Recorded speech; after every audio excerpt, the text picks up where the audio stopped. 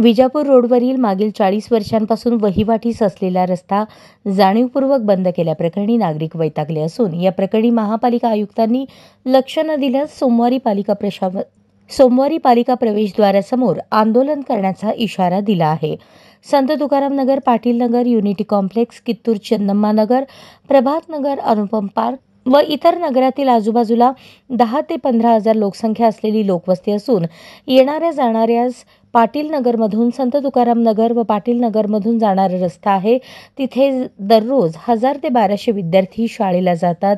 नोकरदार वर्ग आहे। आजूबाजूला 5 ते 7 हॉस्पिटल आहेत।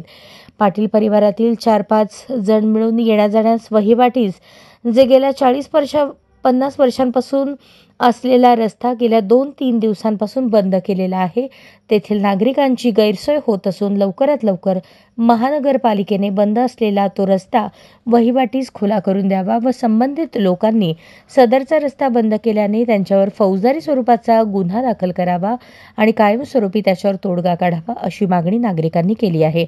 अन्यथा तेथील 10 ते 15 हजार लोक सोमवार दिनांक 23 जून 2025 रोजीपासून महानगरपालिकेसमोर ठिय्या आंदोलन करणार आहेत। याची नोंद घेऊन सदरचा रस्ता तात्काळ पूर्वीप्रमाणे खुला करण्यात यावा अशी मागणी नागरिकांनी केली आहे।